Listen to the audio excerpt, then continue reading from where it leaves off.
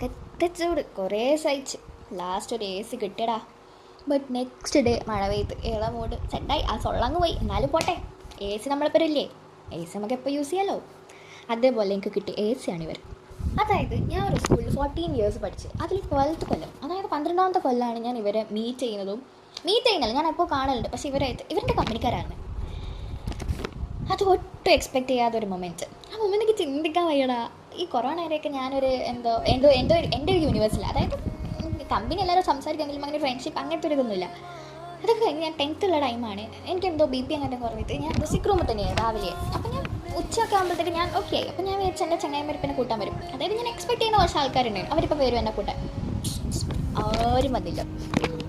നോക്കുമ്പോൾ ഇവർ രണ്ടാളും വരുന്നത്. ഞാൻ വിചാരിച്ച് എന്തെങ്കിലും ആവശ്യത്തിന് വന്നിരിക്കും സിക്ക് റൂമിൽ നിന്ന്. നോക്കുമ്പോൾ ഡയറക്റ്റ് എൻ്റെ അടുത്തേക്ക് വന്നിട്ട് ഓക്കെ ആയോ, ഫുഡ് കഴിച്ചോ? ഞാൻ ഇവിടെ ഇല്ല, ഫുഡ് കഴിച്ചില്ല, വീട്ടിൽ പോകുന്നുണ്ടെന്ന് വെച്ചു. ഞാൻ പറഞ്ഞു ഇല്ല, വീട്ടിൽ പോകുന്നൊന്നുമില്ല. എന്നാൽ നമുക്ക് ഒരുമിച്ച് കഴിക്കാൻ. എന്നോട് തന്നെയാണോ ഇവരോ? അത് എന്നുവെച്ചാൽ ഇത്രയും കാലം ഒരുമിച്ചുണ്ടെങ്കിൽ ഞാൻ അങ്ങനെ പ്രത്യേകിച്ച് സംസാരിച്ചിട്ടില്ല. അപ്പോൾ ഒന്നും സംസാരിക്കാതെ ഒരു പെട്ടെന്ന് എനിക്ക് വയ്യാത്ത സമയത്ത് എൻ്റെ അടുത്ത് വന്നിട്ട് എന്തെങ്കിലും സംസാരിക്കുന്ന എനിക്ക് ചിന്തിക്കാൻ പോലും. അത് ഞാൻ എക്സ്പെക്ട് ചെയ്ത കുറേ ആൾക്കാർ എൻ്റെ ലൈഫിലുണ്ടായിരുന്നു ആ ടൈമിൽ. ഇവരിപ്പം വരുമായിരിക്കും അങ്ങനെ. No one comes.